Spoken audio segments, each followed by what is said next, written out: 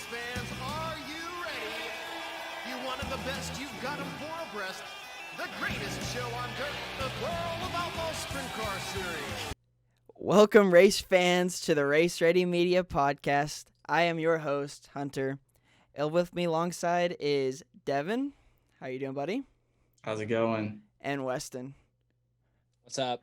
We'll get to them in just a second, but welcome to the podcast. I'm going to start us off here, a little introduction myself. I have never stepped foot in a race car, just on the racetrack, and I know nothing about the cars in general. I am just the technical guy at this point in this podcast.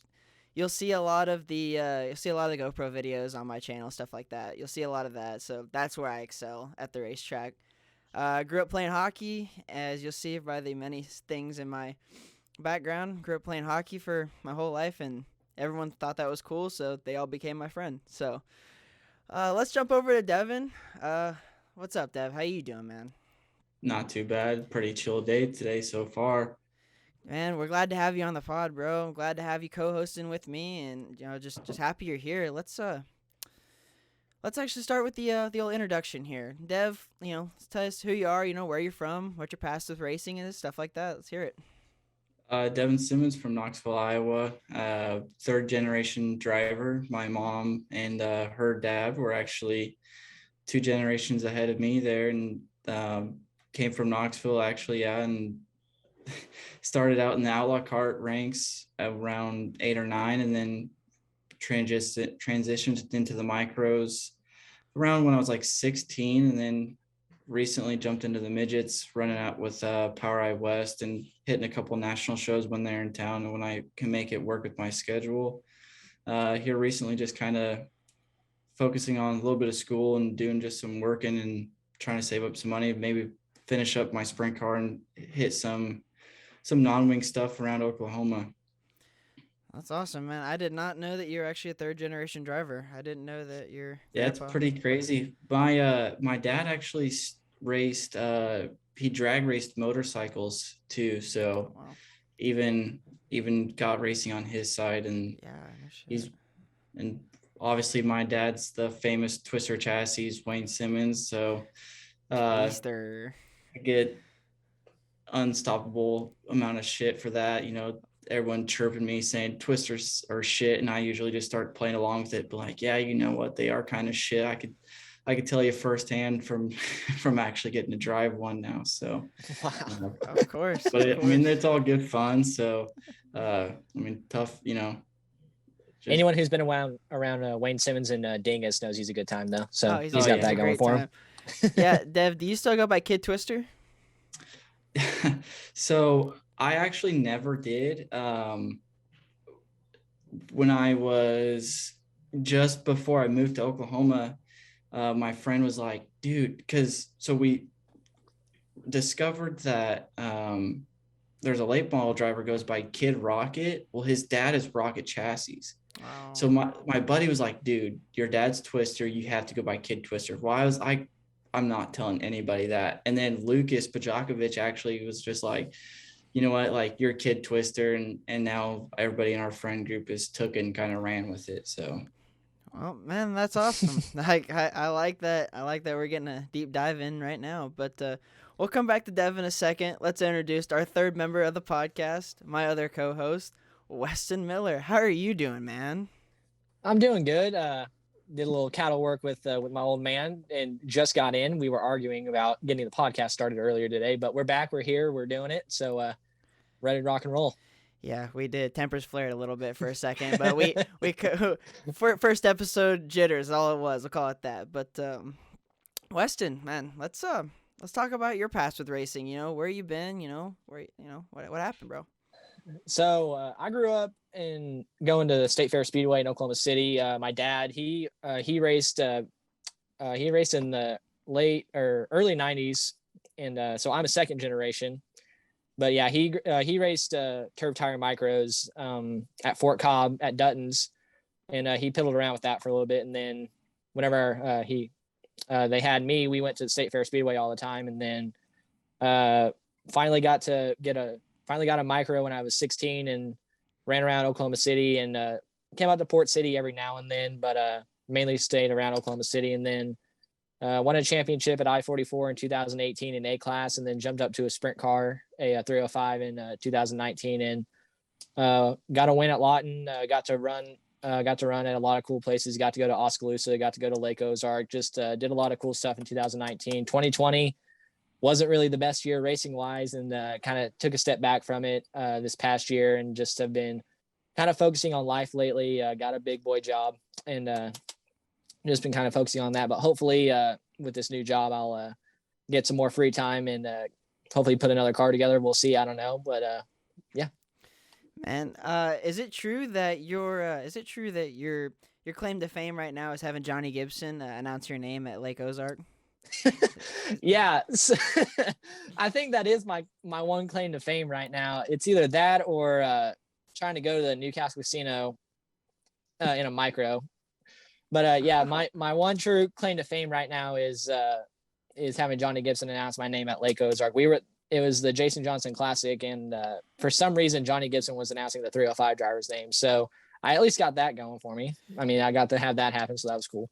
Go ahead, Devin. I can agree with Weston. When you show up to a big boy race like that, and you actually are, I mean, I know like at the Ozarks, they push you on the front stretch and you wait for a push truck. So you're sitting there, and I mean, you're trying to zone out and get in the zone of what you got to be doing and while you're on the track. But it's really easy to kind of look around and be like, man, like I'm here, like soak it all in. And I actually got to witness it while we were at Humboldt Hunter running that national show. I got to hear Jimmy Childress announce my name, and that was probably like the coolest thing in the world for me. And right after he said my name and that row I was in, like push truck was shoving me down the front stretch. I'm like, oh my God, like that ready was to go at that point, right? that was it. So Yeah. So the cool part was that Tony T-Fab, the guy that helped us a lot, and that's a really close family friend of ours. He's big friends with the Johnsons as well. So we were at the Jason Johnson Classic. I was on the front stretch, and so Johnny said my name, and then whenever I went back and watched the video on Dirt Vision, it was actually Jason's dad in his Jeep that was pushing me off. So that was probably one of the cooler things that's happened to me in racing, getting to be there, and we had a lot of fun that night too. That's really cool, man. That is actually super cool that that was Jason's dad pushing you off too, and the fact that you had to say your name. But man, boys, you'll learn more about us as we go on. But you'll hear stories. You'll definitely hear stories. There'll be TikToks and stuff. Always be checking the TikToks and the social medias and stuff. We'll plug all of them down in the description. But boys, we really just got to get into it right now. We got to get into the cream of the crop here. Still fresh in everybody's mind. Let's talk about the Chili Bowl here. Tanner Thorson picking up the win. Awesome in my opinion, real awesome. Nice to see someone that isn't Larson or Bell win, or I was really pulling for JG, but Thorson. I mean, he was on rails all week, I should say, and it was gonna take a miracle to stop that guy when especially when he got out in front. What do you guys think?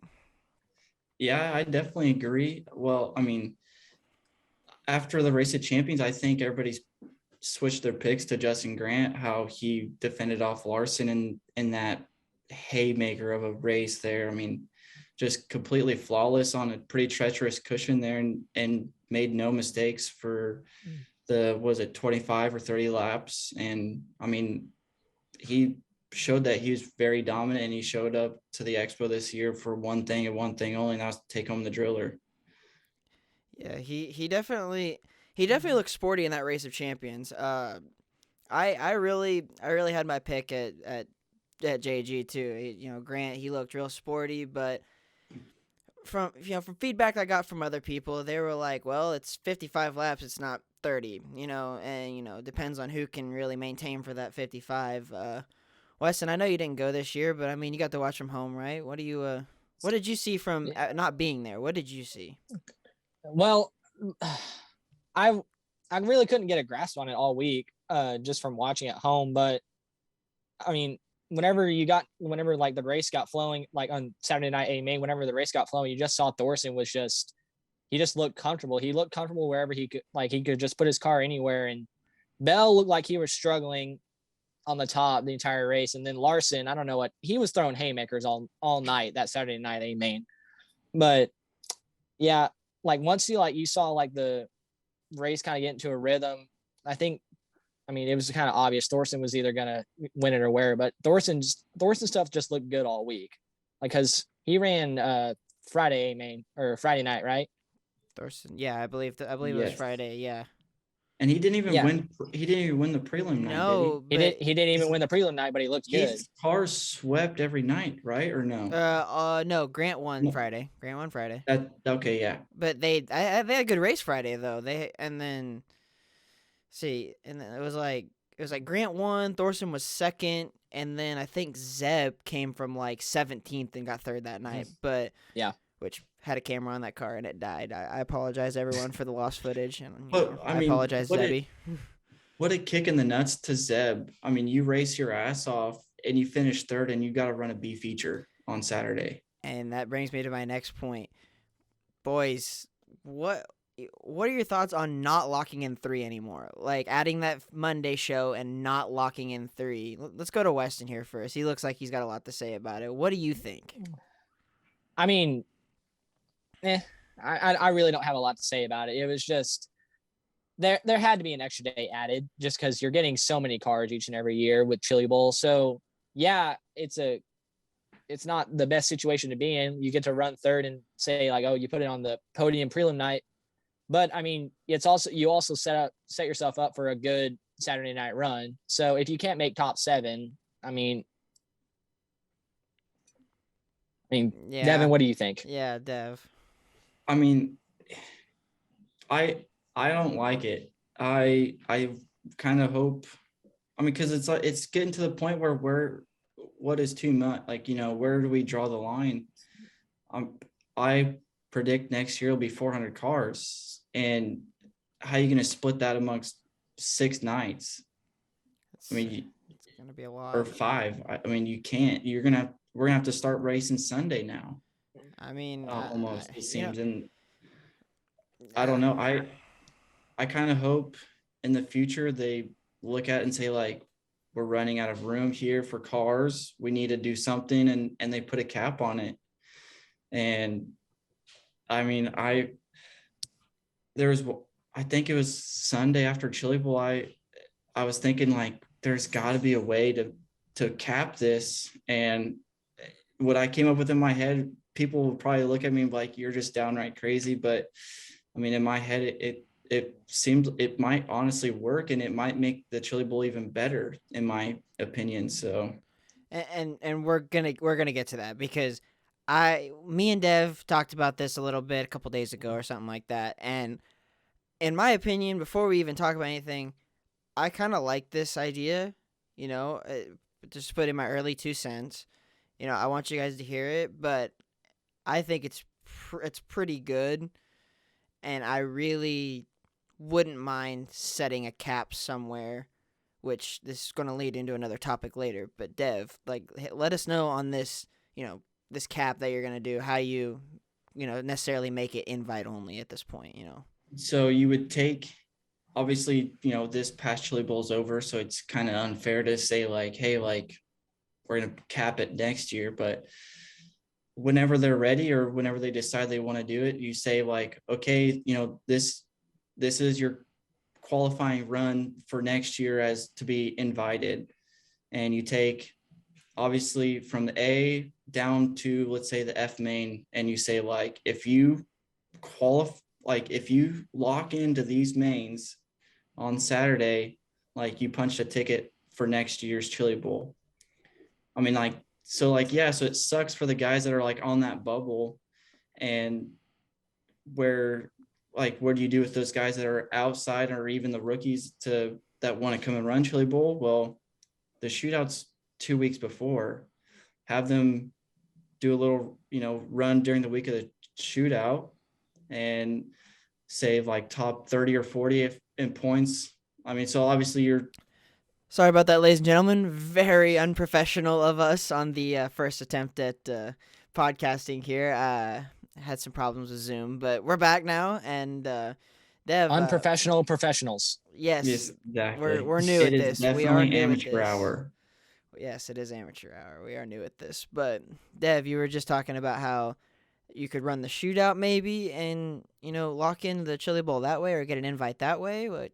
Yeah. So, um, I think I mentioned, where you make the A on your shootout portion of, trying to run into Chili Bowl, and that'll punch your ticket, and then maybe go to 10 people after that in points, or maybe even 20 to make it 40 from the shootout, go into the Chili Bowl, and then that can make up the mains after the Fs, and then kind of line them up after that. I mean, in my head it would work, and it would maybe even make the car quality at the Chili Bowl a lot better. I mean, I know the Chili Bowl is such a bucket list race for people anymore, but I mean, talking to my mom and people in the past, that Chili Bowl was such a prestigious deal, where it was like the cream of the crop showed up, and if you had a shit box, you were nowhere near the building. I mean, you were watching, and now it's just kind of like anybody and everybody show up with a midget and run. And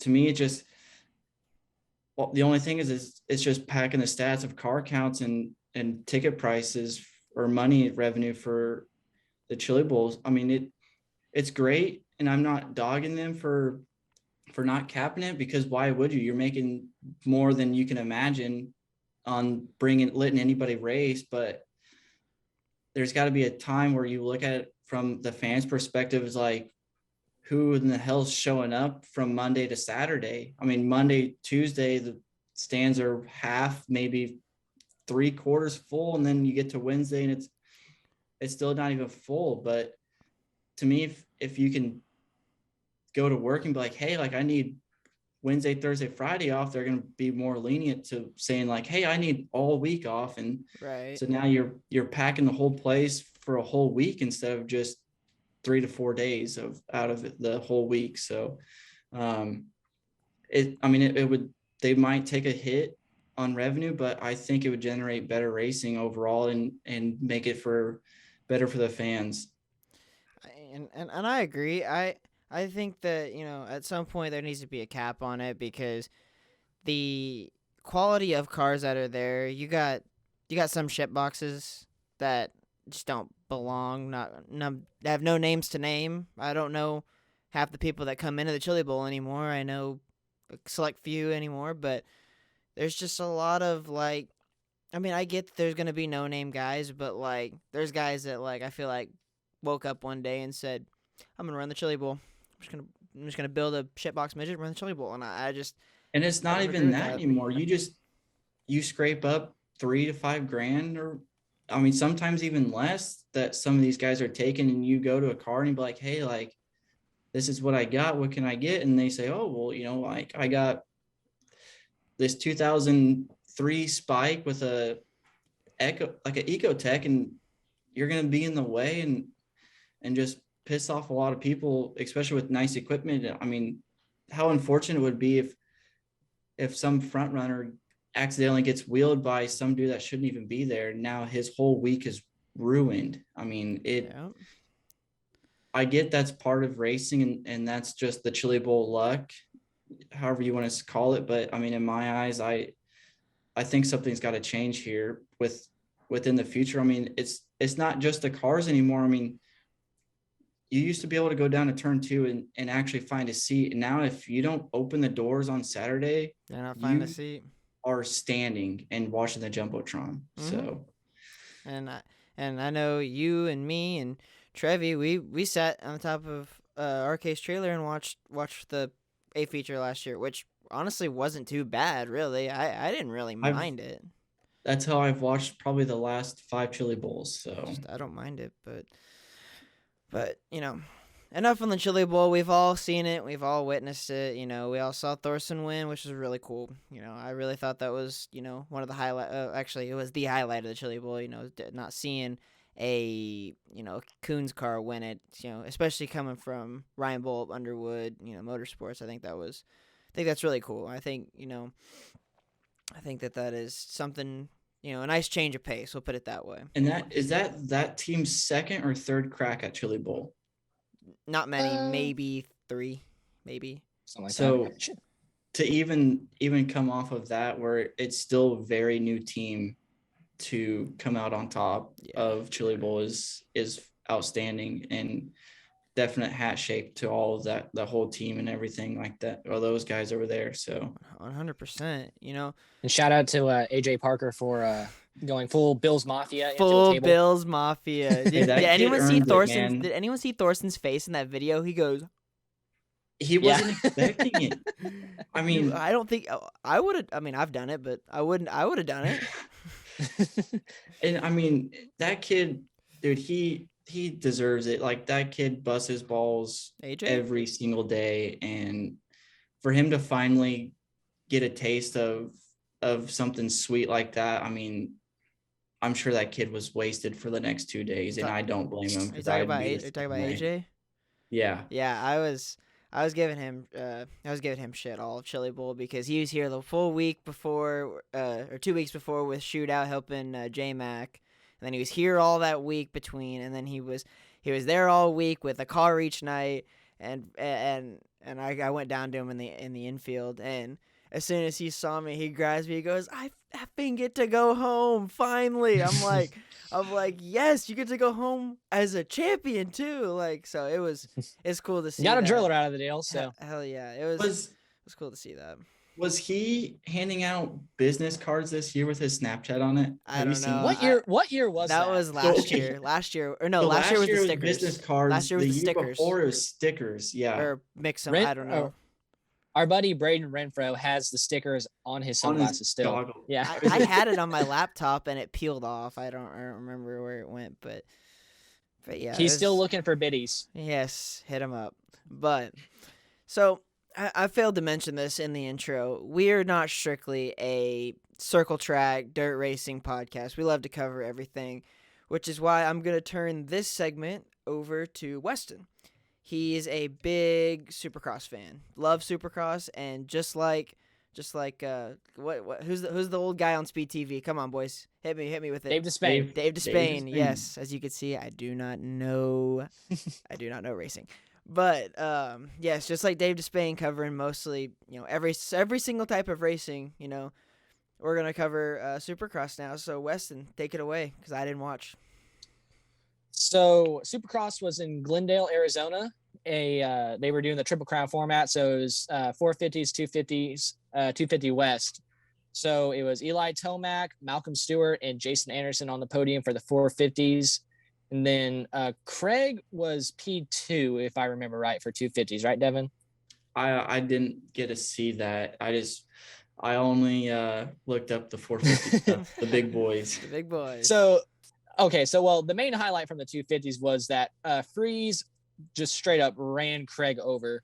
So yeah, what happened? I saw a clip of, like, he looked like he was going low in that turn, and the next thing you know, he just I know exactly what Craig you're talking about. just like Craig dumped the clutch. flew off screen. It was horrible. It was just nah. It was just bad. Freeze is that guy. So we're just, but so 450 wise, that's what I mainly pay attention to. But 450 wise, Malcolm looks very, very good on the Husky. Anderson looks incredible on the Cowie. He just needs to stop making mistakes. He's all gas, no brakes, and usually he's either in a barrier or something, or just running people over. But I love Jason Anderson. I am a Jason Anderson stan, Team Pride stan. But Tomac is looking more and more comfortable on the Star Yamaha, I think. But Devin, what was your bone that you had to pick me with Malcolm in the Husky? Do you okay?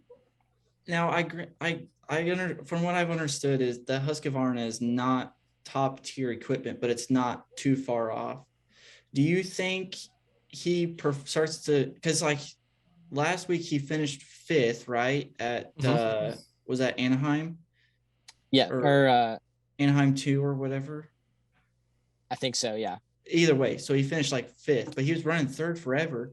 And to me, he looked like he kind of fell off, where it looked like he started getting tired and he just wasn't hitting the jumps as hard as everybody else. And So I was wondering, like, do you think he's not cut for like the moto stuff, or because to me it looks like he comes out swinging right out of the gates, and then you get to about halfway and it's like, okay, like now he's in fourth and now he's in fifth, and right. Well, I mean, you got to also consider like sometimes like the guy, like the really good guys, like they always don't get like the best start off the gate. Like Kenny Roxon is horrible off the gate. He's been awful off the gate all year this year.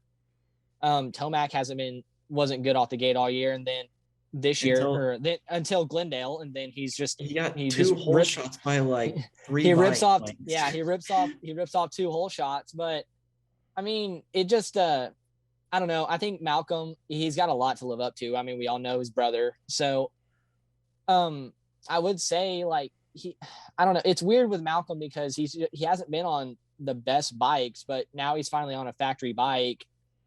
And yeah, you can say he was like not hitting it, like falling off like the past few races, but then they go to Glendale with the Triple Crown and they do 3 10-minute motos and he was up there the entire time. So I think it's just him getting more and more comfortable on the bike. And I think he's going to get at least a couple more podiums. I think he might even get a win this year because he just looks more and more comfortable. I think Anderson needs to bring it down a notch. He's riding really, really hard. He looks very, very comfy on the Cowie. He's causing a lot more trouble than I've seen him cause the past few years whenever he was on the Husky, because he ran over Roxon twice and then he got stuck on a hay bale last week. So I mean, it just the top three from Glendale was very intriguing. So do you think if Malcolm knocks off a couple more podiums and maybe even squeaks in a win or two, maybe 2 wins this year, do you think he gets a better ride, or is he stuck with this Husky for a couple more years, do you think? I mean, I don't know. It just depends, because Malcolm, I don't know. I think Malcolm will just go with whatever he thinks is best fit for him. Cause I mean, he's bounced around a lot. I mean, he rode for himself for a year, but I think him being on a factory bike is good for him. I mean, it's good that he's got factory support too, but I mean, you also look at guys like Dean Wilson. He's factory supported and he's running 10th or 9th consistently, or he's getting hurt, but you see what he can bring to a team social media wise. Like that's another big thing with Supercross and motocross. Like a lot of these guys are like still have their stuff because they're so good, like with their social media and interaction. That's what Dino's like been really, really good at. That's what Jason Anderson's really good at. But I mean, Jason also has been performing very well too. So I think with Malcolm, I think it's just that he needs to ride, just keep clicking off, like just be consistent, keep clicking off podiums, top fives, and the rest of it will fall into place for him. So is that it for Supercross? Because I kind of faded out. I'm not gonna lie. You started talking about all these different people, and I just kind of started fading out because I have no idea.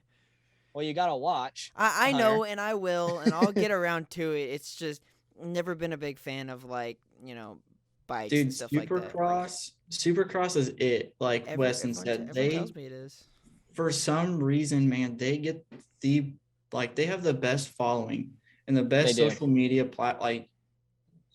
everybody that I've came across seems like in the sprint car world, they're pissed off at this time of year because, the sprint cars are kicking off. Well, we're right in the middle of the swing of Supercross. So it's like, do I watch the Outlaws, this night, or do I watch Supercross? So it's nice that, Supercross is big, but it sucks because I kind of wish that somehow we can get the sprint car fan base built up and as big as Supercross on a big platform like they are. Well, then you also think, like, since Supercross races in arenas and stuff like that, you also wonder, like, and with how big Chili Bowl is, why can't we get like a traveling like midget series that gets to run in like football stadiums and stuff like that? I mean, NASCAR just, and this is going to segue into what we're going to talk about next. NASCAR was just in the stadium, and that clearly worked. I mean, it was a gimmick, but I mean, it got people's eyes on it. So, And I've always wondered why. I've always wondered why we can't, like, why hasn't anyone, or like, you obviously need money and capital for it, but Of course. I've always wondered why, and no one's like proposed the idea of like getting like a stadium midget series going where you have like, They where you go to, tried. Did they try? Yeah. they need to try again. I don't remember what year it was, but they ran was called the 16th Street Speedway. It was on a baseball field. The track configuration was goofy. I mean, it was literally a D. Yeah. Well, one straightaway, and it was just one long sweep and turn. And you'll have to go to the YouTube for that race. I look that up later because I It don't see that. was probably like one of the best midget races. in a Really? while. Yeah. And actually, Tulsa was gonna host another midget race like that at the old Driller Stadium, right I heard outside about of the that. Expo.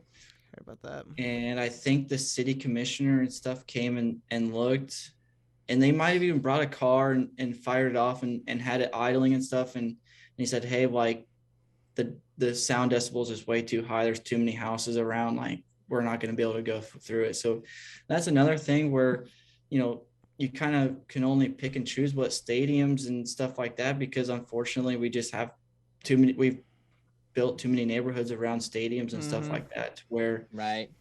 you're going to have to. Whoa. Where'd you go, buddy? I don't know.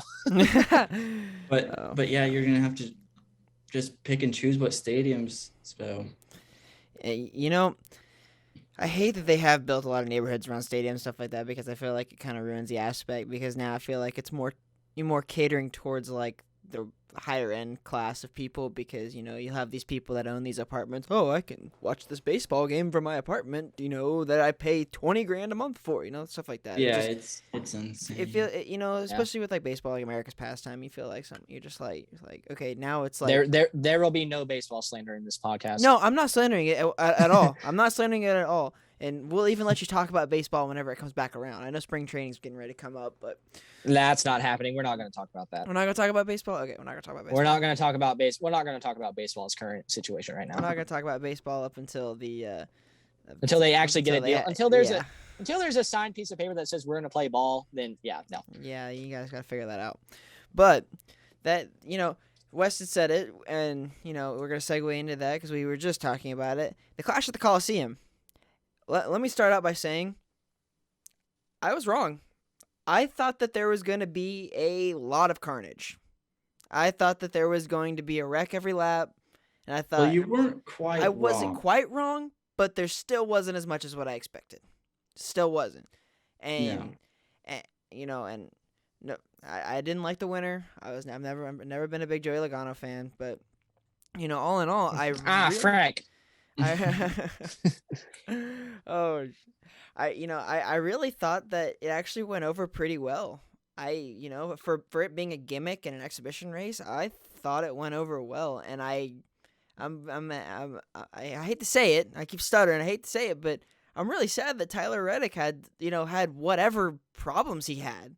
He broke a transaxle. Something in the rear end. And I've never seen something like that. Is that something with the new prototypes, with the new cars? That's new with the car. With the new car. Yes, they changed something in the rear ends to where they're going to the transaxle. So it's not an H pattern shifter anymore. It's a sequential shifter. So it's just like they push it back, like pull it back. One is first gear. Kind of like a drag car where they're just back. Yeah. Oh, so that's something that was new with the car. And speaking of the new car, I don't hate how they look or sound. Dude, I was saying that to my dad when they got like the speed shots of the camera on the wall. I'm like, dude, those cars actually sound really good. Mm-hmm. I think like the real test is going to be like when they go to like one of those like cookie cutter tracks like Texas, Charlotte, or Atlanta. Or actually no, Atlanta's different now because they like just completely reconfigured it and it's like a big super speedway now. But I think like when they go to like Texas or Charlotte, and they're like, The and they have mile and a and they half. and they have like and they have horsepower now, and they don't have a ton of downforce in them like they did last year. That's going to be the real test for these cars. I think it's just like how they race and how they sound too. But from what I've seen, like testing wise, I've watched a lot of the testing on their YouTube channel. They sound good and they look like they will race good. So I've got a little bit of hope for NASCAR again. I actually have a lot of hope for NASCAR, honestly, because I love the way the cars look, the way they sound, and The only thing I don't like is the little numbers up by the front wheel and then that just massive. Me either. I wish they would have kept it buzzer with the down the number door. right in the middle, like of the sideboard. Because they're a little bit longer wheelbase now, aren't they, Weston, or no? I think they're a little bit shorter, but Shorter. my thing on the number placement is that like some people made it look good and then some people just didn't care. Like the 21 car looks awful, but the 4 car looks really good. The Busch car looks really, really good. The 12 car looks good. That 2 car, the Austin Cindric's car, that thing was badass. It looked looking. good. I like that one. It looked good. I like that one. And they did on the wheel, since they're single lugs now, they did like this thing. It had like little orange accents on it. I thought that looked really good too. I mean, honest, but as a race as a whole, I thought it went really well. Truthfully, What do you guys think of the halftime show? I gotta like say Ice today was a Cube. good day. I like Ice Cube. I thought it was cool. Why not? I thought it was cool too. It's a gimmick. I mean, it's in a football stadium or where USC plays. Which, by the way, anyways, we're not gonna talk about USC either. Big OU fan. I wonder where you can figure that out. But regardless, I think it's cool. I think they decided like, hey, we're at a football stadium. Let's make it like a halftime show, and especially because they didn't have a pit row, so they couldn't pit quick. They got to pull all the cars in and do all the pitting like that. So it just gave everyone an even chance. Let them rest, stuff like that. I think I actually wasn't mad about the halftime. Like, how goofy was the restart system? Very. Yeah. I didn't understand it. Did you understand it, Weston? I didn't. No. No. So obviously on a track like that, you're going to want to be on the inside lane because everyone's fighting to get to the bottom. Mm-hmm. So, the leader's like, hey, I'm going to go to the inside. Second place, like, screw that. Like, I'm going to want to start on the inside. Well, now he's starting essentially restarting third. I mean, the choose cone rule. Yeah. So we're the top. That's been in NASCAR for. Has it really? It's been a thing for about a year or so now. But yeah, it's been like that. They do that a lot. They do that a lot at with like super late models and stuff like that at local short tracks too. That shows how long it's been since I've watched a NASCAR race. Bring back the Delaware Double. Dude, the Delaware Double. It's a good. I like Delaware. that. I like the Delaware Double personally. God. The leader, it gives the leader the advantage that he's supposed to get for leading the race. I mean, in my opinion. Dude, Texas. I'm gonna slander Texas Sprint Series real quick. They do that, but they don't let you slide job people. So no one likes the Texas Sprint Series. And that guy, the guy that helps run it, got really mad at me at Lake Ozark because I slid him really hard, and he slandered me on Facebook one time. So you give him the double bird, or at least one. Double bird. No, I just passed him and outran him. Of course. Twice. No big deal there, huh? No big deal there. Just let me put that on the table real quick. There you go. All right, boys. Well, I think we've talked for long enough. I think we got to get into the interview here. If you haven't already seen by now, with the title. Corn Dog Roberts. Cole Roberts has joined us on the pod, our first episode on the pod, to talk about the shootout incident. So, without further ado, Brought to you by Sonic 50 Cent Corn Dogs. Brought to you by Sonic 50 Cent Corn Dogs. But without further ado, Cole Roberts. This interview is brought to you by Tops Up Earbud Quality Threads. For all you race fans out there looking for one-of-a-kind apparel, head to tubqualitythreads.com or find them at your local dirt track for all your shirts, hoodies, hats, sweatshirts, goggles, and more. One more time, that is TUHBqualitythreads.com to check out the latest and greatest from the Tub Boys. And now, enjoy the interview. All right, next guest up on the pod, he is a one-time outlaw starter at the shootout. He won Big Air at the X Games at I-44. He almost won a junior sprint driller one time. And he's the back-to-back outlaw champion at Port City Raceway. Thanks for coming on the pod. Cole Roberts, how you doing, buddy? Appreciate it, guys. I'm glad to be here. Pumped we finally got to do this, dude. We've talked about it for 4 months now, so I'm glad we're finally done. Yeah, I'm just happy to actually be able to put this together, and I got some support with me this time. I'm glad it's not me asking you one-on-one questions. So, it feels pretty good. Just happy you came on, dude. Happy, what's your plan, next season? Are you running any big shows? Are you running just port stuff? What's going on? It really just depends on my school schedule. I'm going to run port. It's so close to the house, and the competition's so stout, it's hard to beat it. So I'll probably run, every big 2-day show, outlaw-wise and A-class-wise, try and pitch in a handful of non-ring outlaw shows. Dad and I have talked about the hustle and maybe something at Sweet Springs and hopefully the Outlaw Nationals. After everything that's went down the last couple months, I'm not sure if I'll be allowed to run it or not, but we'll deal with that when the time comes. But just for now, the plan's port. Well, that's good to hear. Man, I know you look pretty stout this last season with the G-Force. Y'all even talking about that new G-Force, man. And I don't know if I'm allowed to spoil it right now. What's coming this weekend? What's getting ready to be built. But I won't say a whole lot. But you look real stout. Not the greatest competition at Port. I'm sorry to say. I was there for every race, and but you still. When guys came to Port, you still put it on them. So I'll tip my hat to you there. But like I said, happy to have you on the pod, and I'm gonna throw it over to the boys over there. Let's see what they got to say. That's the nicest way of saying congratulations on showing up every week. Good Perfect work, Hunter. attendance. Yeah, it's something, I guess. I just wanted to sugarcoat it a bit. Oh goodness. Cole, so me and you have raced together quite a bit in our short time, haven't we? Yeah, quite a bit. So you want to tell everybody how they usually ended for you, or just like the view of the three, or? It was usually me and you back and forth, but I think the one that stands out to me the most is that we were at 44, and this is like the last time we both raced together at 44, and I think we started we both started like 18th and 20th, like we were right beside each other. 28th in a 20-car field. Yeah, and point average I-44 racing. We're just not going to talk about that, but anyway. But dude, it was a 20-lap feature, and we were up to like third and fourth within 14 laps, just following each other, just bombing each other. I don't know if that one sticks out to you the most, but that's the one that sticks out to me the most whenever I think of you and me whenever we were racing together. Right. No, 100%, dude. That was probably 2018, maybe 2018, 18. And I don't remember what was the year we all had to go to I-44 because Port closed. That was 2017. That year. That was the one you won Big Air at Mini Sprint Nats. Big Air.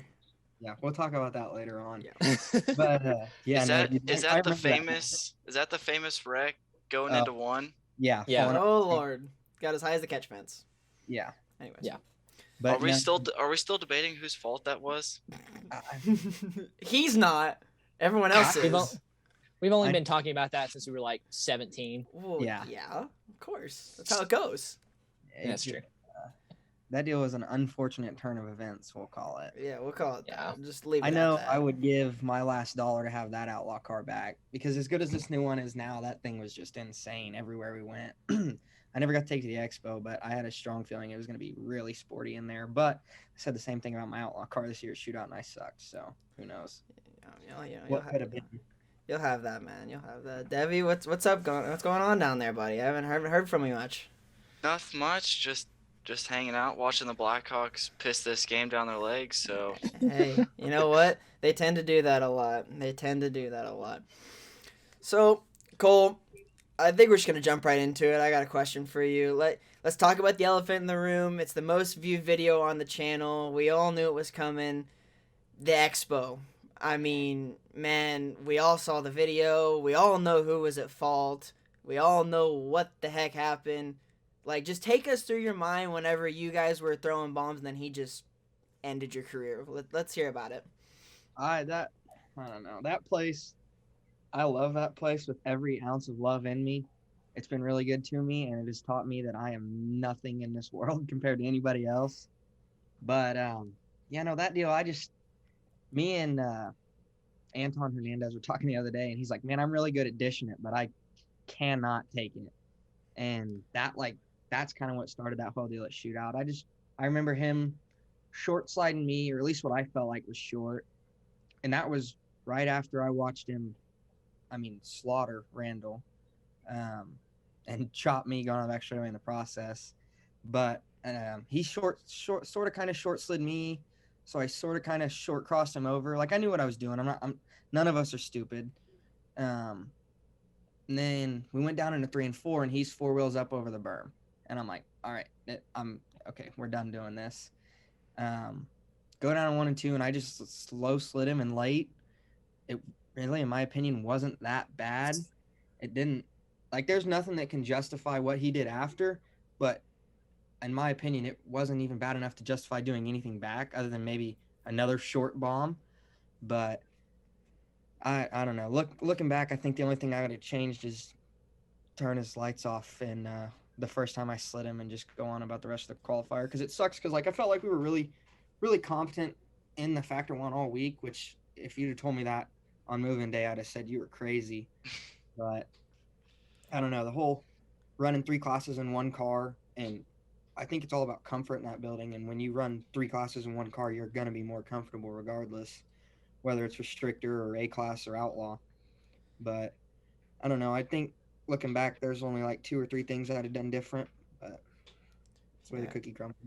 Yeah. So now that outdoor season's about to kick off here, there's high chances that your guys' paths are going to cross again. If you do in the future get in a heat race or something with him, is it going to be, forget about it, it's in the past, or is it going to be like, hey, you get one mess up here with me and I will just stuff you in the fence clean as day and move on with it? Or are you just going to just race him how you would anybody else moving on? I don't know. I've been asked that a lot, just BSing in the group chats and stuff. And I'll always say that I'm just going to slaughter him first chance I get. But I think really and truly it just depends on what the context of it all is. If it's like a heat race, a weekly show, I'm not going to mess with it. It ain't worth my time. If it's third and an big outlaw show, it's probably going to be lights out, really and truly. But I don't know. I think, because usually I kind of feel like you get to racing a guy, you're going to get short slid. Everything's especially the micro stuff, and especially in Oklahoma, everybody's so darn fast. Like Carroll's deal. I feel like nobody really understood who he was until he won the driller.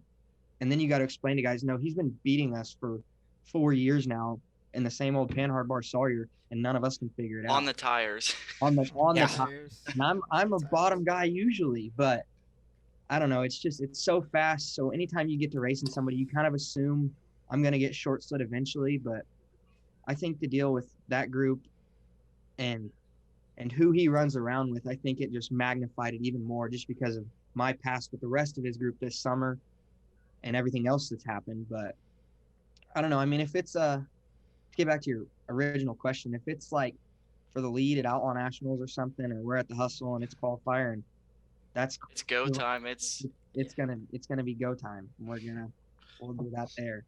But I think if it's just a weekly show heat race, I'll probably just see if I can't blow his doors off and go on with my day. So it's always better to beat him clean, right? I guess.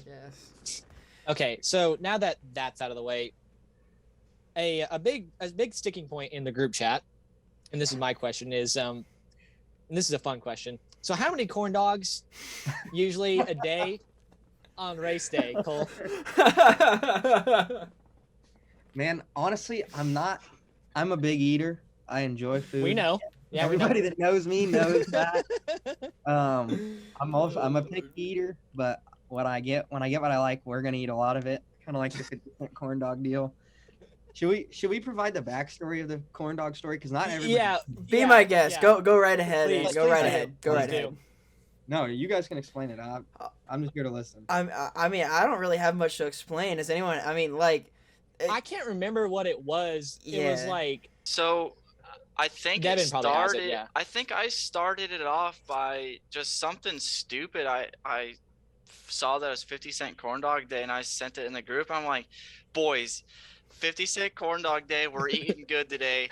And Cole fired back, I dead ass am gonna get 8 corn dogs. And I think he sent a Snapchat that night of him with a sack full of 8 corn dogs. I got 6. But yeah, no, I definitely got 6 of them. I mean, my deal is I'm typically a sucker for good marketing. That's great. Go I mean, through the painstaking process of promoting their product that big.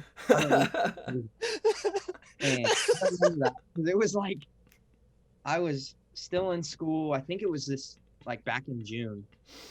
I think earlier than June, headed somewhere back home from school. And I remember Lucas or Dev sending the screenshot, and I was like, that's a smoking deal. I'm a college student. Money's not as good as it usually is. I'm going to jump in on that. And I just remember I think I sent like a screenshot of the receipt or something. Of like, it was something. Yeah. Oh no. 44 vanilla root beer with easy ice. And Easy ice. from then on, it's just everybody's been on my head. Well, it's not even that. It's that you continued to go to 50-cent corn dog day ever since that day. Like I said, sucker for marketing. It's just yeah. So- It's like I don't think it's so good. I had Corn to- dogs, Jackie. Corn dogs for all I these don't- people. I don't think it's just marketing, because if I remember correctly, weren't you amped when you found out Port City sold corn dogs at the concession stand? Like, it What? might just be corn dogs. yeah. Yes. Could be. It's not something I typically want to eat in public, just because the group of friends I hang out with kind of like to talk Yeah. mess. But no, dude, you can't beat a good corn dog. Yeah, especially state fair ones. Not to sound Oh, on the fruity side, but You know, I'm not a huge Yeah, corn dog guy myself, but I mean, you know, it's not everyone's cup of tea, so dude, a corn dog with a little bit of mustard. Ooh, turn me Oh. up. I'll tell you Turn what. me it's not up. my thing. Not my thing. I'm not gonna lie to you.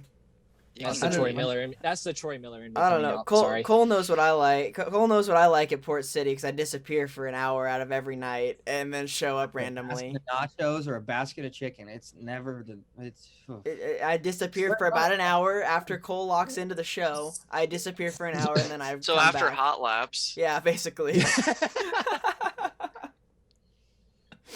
No. The best one was Pete Frazier. We let's see, I have one DRC, so my head was Yeah, 3 huge. sizes too bigger than my helmet. it's fine. And Pete Frazier rolled around and running around with Factor One all the years I did. My dad worked on Pete's stuff. That's like one of the biggest races I want to win, and I've won the prelim night in almost every class, but never can get it done Saturday. Well, it rolls around this year, and there's like 30 outlaw cars, and everybody's giving me crap all year because you beat 12 cars, you beat 10 cars, you beat 20 cars, you beat God. But I remember walking through the pits, and I'm like, there's some outlaw cars here. We're gonna have to get after it. And we ended up locking in Friday night. Saturday night, hot lapped. It rained. I'm only running outlaw, so I roll the car out at like 5:30, hanging out, talking, hanging out, talking, hanging out, talking. It rains again.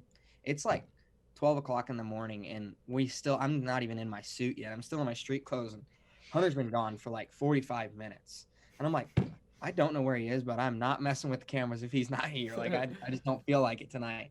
And lo and behold, here comes Hunter with a Dr. Pepper and like a basket of fries and nachos. I'm like, dude, where are you gonna put all this? You're like 120 pounds.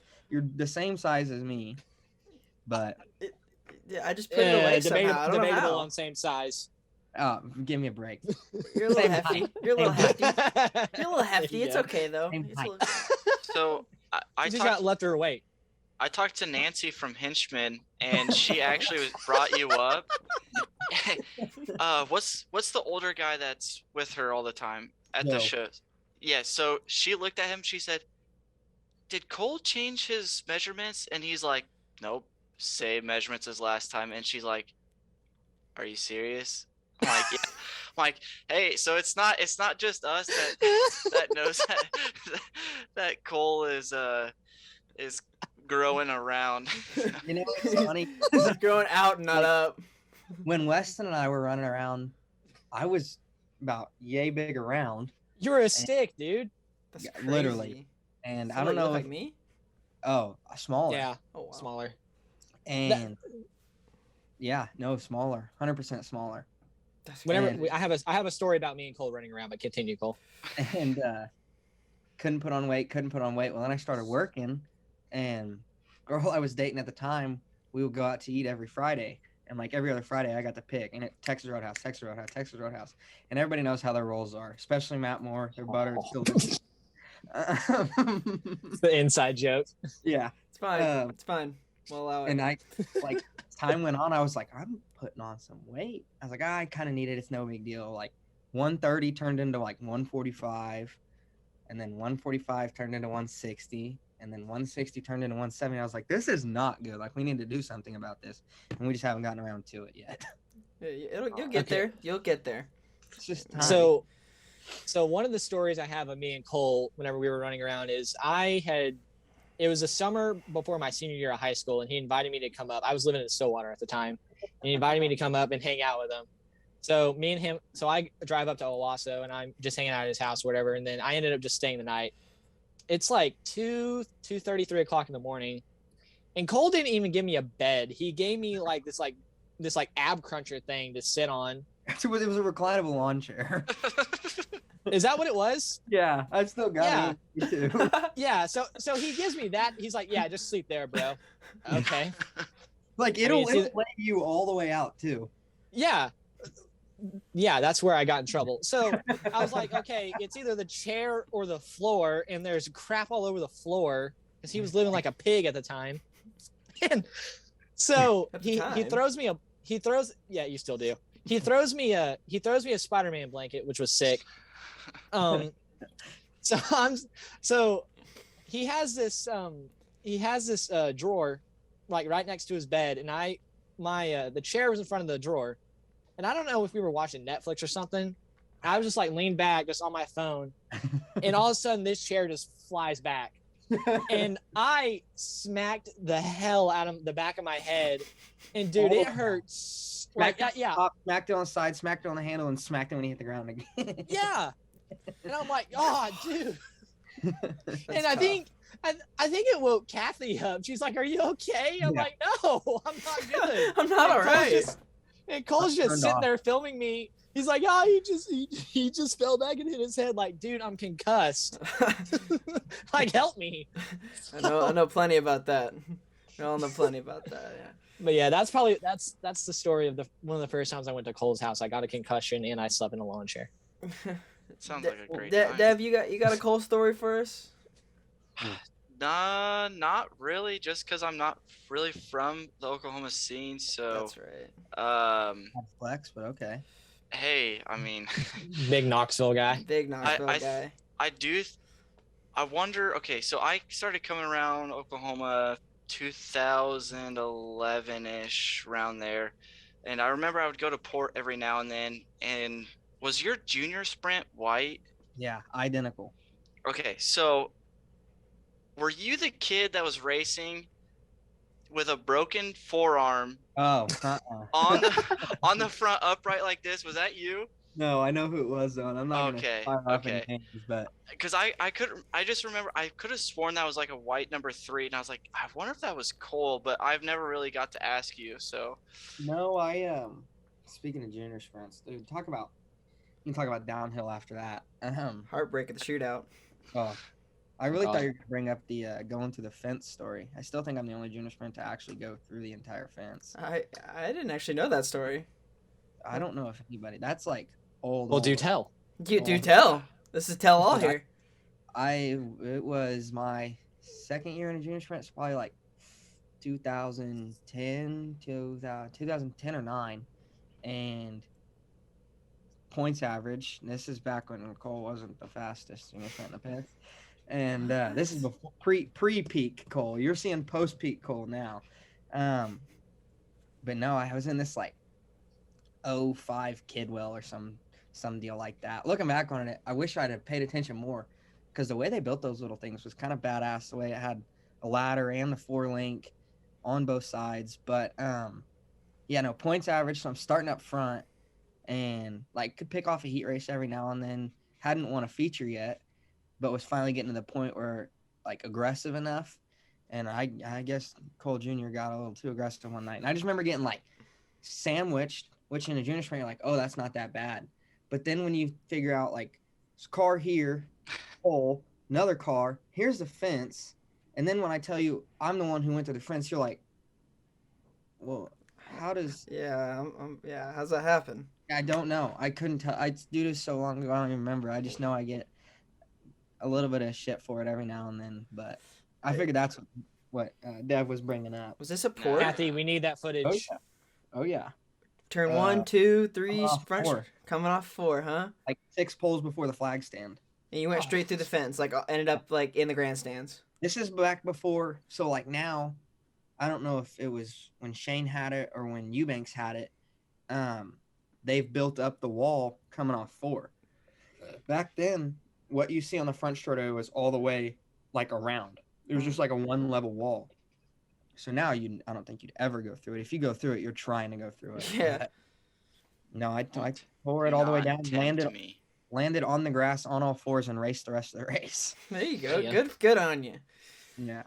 Good on you. I got myself a Cole story here. I mean, me and Cole, we fight like a married couple half the time. Yeah, we know. And Yeah. Yes, these two know me, but I will say this: one very unforgettable time with Cole Roberts would have to be the trip to Lake of the Ozarks. The trip to the lake after being out at Port City at the Pete Fraser So till 4. like It 4 rained again. a.m. or something, and we roll into bed. Lucas stayed with me, rolled into bed, woke up the next morning. Me and Cole hit the road, and Supposed to leave at like 7:30. we ended up leaving at like 9. Anyways, No, and this is probably one of those you had to be there moments, and I'm Oh. sure it is. But so we get to about, I'd say, maybe halfway? Yeah. Halfway-ish. Oh, a little bit of backstory. We're driving his boss's truck.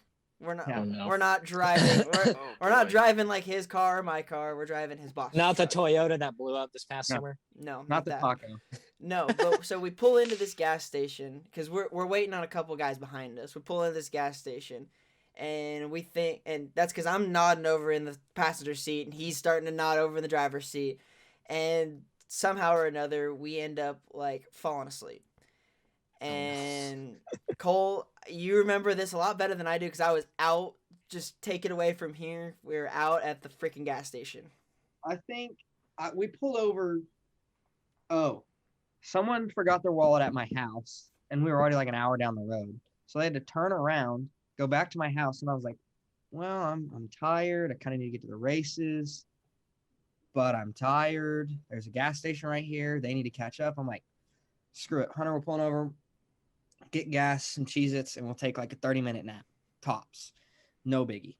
And I think it only ended up being like a 12-minute nap or some shit like that. I think I rolled the window down and like hung my foot out the window. Yeah, Looking back, I have no clue why, because it's probably 200 degrees outside. I doze off. Couldn't tell you what Hunter's doing. Hunter eventually dozes off, and I've got my phone hooked to the radio, just shuffling through my songs. I don't know if you've ever heard "Going Back to Cali" by. Before we do that, let's just roll a little snippet of this beginning part. Hear my phone ringing, and I'm freaking out. I'm like, Hunter, we slept 8 hours. The races are over. Well, like another couple seconds go by, and on the song he starts screaming, "Wake up, wake up!" And I'm like, I'm gonna get fired. I'm in the middle of Missouri. I was supposed to be here 8 hours ago. They've probably already raced and are back home by now. And I'm like frantically panning, slapping Hunter's chest, and I don't know if we were backing out, and I don't know where we were going, what my plan was, but we were leaving there. And I like stopped to look at my phone and I'm like, it's still Sunday. It's 10 o'clock. It's only like 11 on the same day we left. And the sun's still out. I'm like, we're good, bro. Let's just roll back in. Let's and just, go back to yeah. sleep and change the song. No, dude, I thought my life flashed before my eyes because like back then I was probably what? I couldn't have been but 17. Oh, Pete Fraser in man. September, so 17, Dude, yeah. 17, yeah. Was that 2018? 19. It was the first Okay. year I started working for Jared.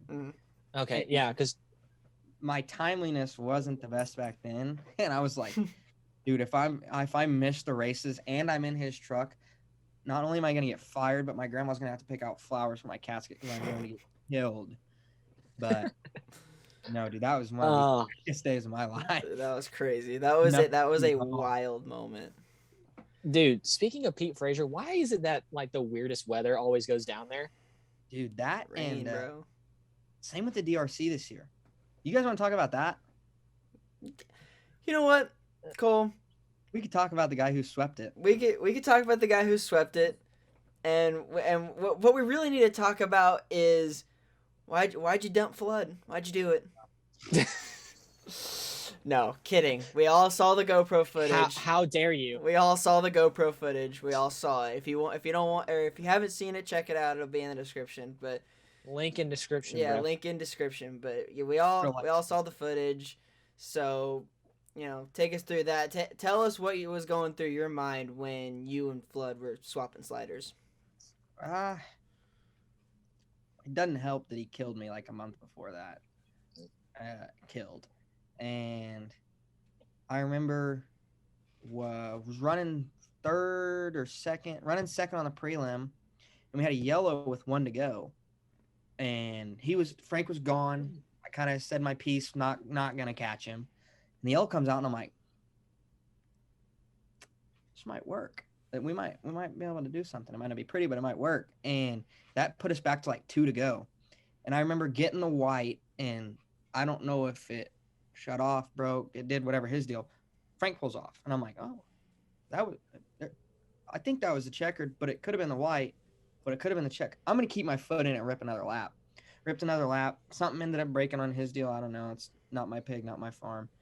So won the prelim, and then we're supposed to race the finale the next night, and it's raining all day long. Or no. They got heats and B's in, I think. Heats and all the B's except for non-wing, because remember, non-wing is a 55 lapper. And so then they had a rescheduled date on like a Saturday afternoon or run a weekly show before and then the rest of the DRC after. I don't know. But we go to that. It rains out. And I'm like, we're never going to race this race. And I'm on the pole, kind of amped for it. This is the first year I didn't do the 55 lapper. And like the first 2 years we ran it, I was hard charger off the back. Ran it last year when it was still 55 laps. I ran 3rd or 4th to like Trey and Frank. So, I mean, not slaps. And then this year I'm like, oh, we're on the pole. We need to kind of run this deal. The rain needs to go away. And I just remember I told myself they're going to drive all the way around me. They're just going to have to circle me to get me out of the lead. And they ran A class and it was 1 lane. And I was like, this is perfect. Perfect. I'm not going to miss the bottom. I have enough laps here. Ran restrictor still around the bottom. I'm like, this is great. This is just my time to shine. And we ran like 5 laps around the bottom. I'm like, this is the slowest race of my entire life. A yellow comes out or something. Somebody blows up and Brad's hanging over the fence along with Gage Laney, Hunter, and everybody else I know telling me to go to the top. And I'm like, you guys are psychopaths. It's blowing dust. That's not happening. And you can hear him behind you because you're so slick. And finally get to the top, and here come Frank with the first slider, and I was like, that was kind of short. So I kind of short crossed him over. Or no, he couldn't clear one. Kept driving around him, and I'm like PTSD from driving around him after getting slaughtered. But finally he cleared one, and I don't know if they said he led the lap or what, but I know we were side by side at the line, side by side getting into one, and I told myself I'm not going to clean him out, but we're going to see who wants it more type deal. Mm-hmm. And I don't know. I got a lot of hate for it, and it was one of the nicer things I've ever done, in my opinion. But the cookie crumbled, and we won that deal, and I've got the check and the trophy and the ring to prove it, and we'll run it next year and try and do it again. Well, to me, being spectator there, it looked like the crowd was split when that happened. It really did. I've never seen a crowd more split down the middle than when that happened. It was one side was Cole, one side was Frank, and I don't think there was any more than on one side than there was another. I think it was all. But that's beside the point. I mean, you had a really successful season this year, and where you made the boys proud. So I'm excited. I'm excited to do it again this year. Building an identical car to our Outlaw car, I think, will be really beneficial for A-Class, just because looking back now, if I'd have known Outlaw was going to be 12, 15 cars a week and not even race for a full purse, I'd have just made it an A-Class car and ran Outlaw when I could and whenever I wanted. But I don't know, that car is light years ahead of me. Nathan and Garrett, and Mike, those guys have that deal figured out. It's so easy to drive. I just can't say enough good things about them. Especially like when we went to the hustle prelim night, I felt great. We raced on pavement. It was 200 degrees, and they did what they could. Still good. And then Port every week. I mean, it's no secret that it was fast. I felt like no matter what was in town or what the track was, we were always there or in competition. So I think A-Class this year it'll be really good, because A-Class it's in my opinion, it's the superior class now. Everybody says non-wing, but I don't know. I think A-Class will be the peak of Port this year, in my opinion, just because everybody's so fast. boys, you got anything else to add? Like what else we got here? I have one more thing to add. Okay. Hey, did you know Rush is on Netflix, Cole? Debbie, anything else to add, buddy? So I mean, why or what made you pick the number 3? I mean, is it a family number, or When I first started, were you a Dale? a huge Dale fan. No, we first started racing, I was actually 47 on like the quads, and then my first few years in junior sprints was 47, and my grandma's brother built all our junior sprint engines for the longest time, just out of like his house down in Dallas, and his number was 3. Everybody, I guess, from my understanding, Howie Sewell, it was rather large, like around the Tulsa sprint car scene when everybody was running like the old Tulsa Speedway, and when like 410s were weekly down here, or at least I think they were. He was number 3, and he passed away. We had just bought a Factor 1 junior sprint, and the year before that I had a red one, and I was like, this red's it's cool, but it's blue's better. And we're switching all our stuff back to blue, and I was like, man, what else can we change? And I can't remember who mentioned it. I want to say it was my grandpa mentioned switching to 3, and it's just kind of stuck ever since.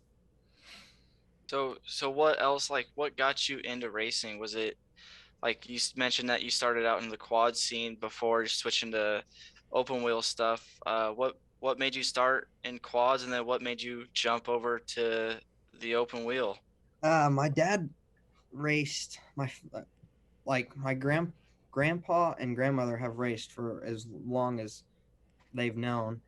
So they'd always been in it. And then my dad and his brother were racing flat track quads around Oklahoma.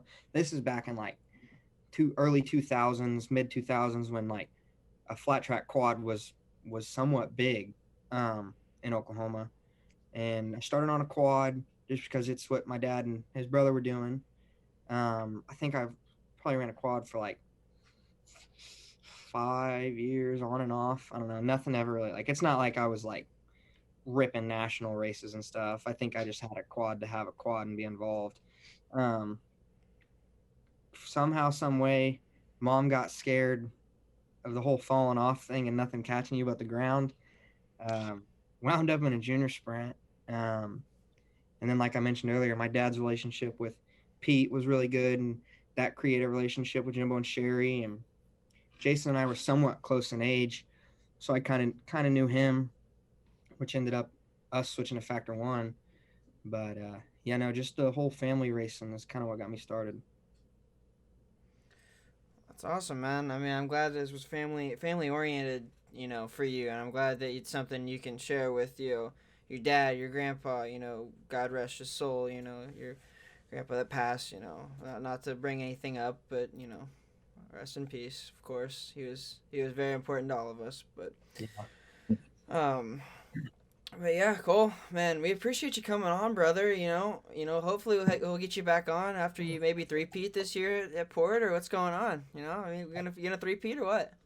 I don't know if they're doing. I was told they're doing, because they cut Outlaw this year. That's like right. Outlaw doesn't run every week. So, but Outlaw's at every 2-day show, and then I think every other or every third weekly show. But I've been told that they're gonna do a bigger payout and no points fund. So I figured if I just win every single race, it's a bigger payout. It'll equal a points fund, and we'll call it good. Yeah, we'll call it a three-peat. Yeah, we'll call that three-peat. Did Now 600 pick up an Outlaw points series? Yeah, and Dad and I have talked about that. Pete Frazier, I guess, is now 600 affiliated, or however you want to explain that. And then Terry's also got the 3-day race at the beginning of the year, the Terry Walker Memorial in March or something. I think it's in March. It's before the spring fling, right? Yeah, it's cold. I know it's very cold. And that deal, they're running Outlaw for it. I'm really hoping and praying, because I've noticed a lot of the West Coast guys are starting to branch out here. I don't know if it's to race, to work, family, or whatever, but a lot of them are committing to that Now 600 deal to run A-class and non-wing, and I'm hoping and praying that all these guys will bring their Outlaw cars and run all the Outlaw shows at Port just to help to pay out and help the class, and maybe they won't permanently get rid of us. I know it's a dying class everywhere except for out in California, but I don't know. I'd hate to see the best class out of all of them go. Yeah, you would hate to see that, because I know it's the more classes, I mean, that's always been the big boy class, the 55 laps, the shootout, it's always been the go-to class, so. But Cole, man, like I said, we appreciate you coming on, talking to us for a little bit, recapping everything that happened at the shootout, We appreciate that, and hopefully we get to see you back throughout the year, and maybe pick up that Pete Frazier win that you've been dying for, and maybe you go back to back at the DRC. Who knows, man? So, like I said, we appreciate you coming on, and yeah, if you got anything to plug, any sponsors, stuff like that, be my guest to plug real quick and get you on your way. I got a camera guy. I can't ever remember his name though. Oh, Brad Best's kid, whatever his name is. Oh, dude, yeah, I know that kid. He's kind of a weirdo. I know that guy. He's kind of a weirdo. No, I appreciate you guys having me. I had fun. Maybe we can do it sometime. We'll just all get on video, a game or something, and just talk mess the whole time, and that'll probably get more reaction than this one. There we go. Yeah, I mean, we'll continue to banter from. Absolutely. Yeah, well, we might clip up some stuff from time to time. Maybe throw it on a TikTok or something. All the socials are in the description. So Yeah. Cole, man. Cole, Cole, tell Brad and Kathy we love them. I miss seeing Brad. I miss him busting my balls a lot, and I do miss seeing Miss Kathy. And just tell everyone that we love them, and hope you have a good 2022, man. Appreciate it, guys. I'll talk to you soon. Awesome. You Talk guys to you soon, buddy. What's up? You guys want to play some GTA after? No, I got work in the morning. All right, boys. I hope you guys enjoyed that interview. Let's get to some future talk here. Volusia this weekend. The Outlaws, the All-Stars. I think, does the Extreme start this weekend too? Yep, the Extreme non-wing series. Non-wing series, and then I think USAC, the midgets and sprints. Are they starting this weekend too? Is everything this weekend, or is just yes? So the midgets start this weekend, and the sprint cars run 3 nights next week. Okay. Or 2 weeks. And all the wing cars are at Volusia, and then where the midgets are at East Bay? Nope, the midgets are at Bubba, Ocala. Ocala. And so The avocado ratio. The avocado. No. Yeah. And It's so not are, avocado. so are the USAC got this. All the USAC is ran at Bubba Okay. for their season So- openers. Gotcha. Congratulations to Hoosier Tire on those victories. Oh Lord, Yeah. gee, oh my God, that's a war of attrition right there. But I mean, Bubba usually isn't bad, but it is a tire killer. So. It is. This podcast is brought to you by American Racer. This brought American Racer. Go American Racer. But so as many of you are gonna find out, the group chat, the laundry room, which us three are a part of, this will probably be talked about plenty of times on the podcast. You know, we all do a fantasy for the World of Outlaws. So, boys, hot takes for the weekend. What do you guys think? What's your pick for the Gator this weekend? What's your pick for the Gator? Dev, what's your pick? I got I think Donnie's going to come out on top for the Gator overall on the weekend. Tony Stewart Racing cleaned up house in the off season where they dropped down to one car. I think which is a big move for them. They're going to solely focus on Donnie and this year.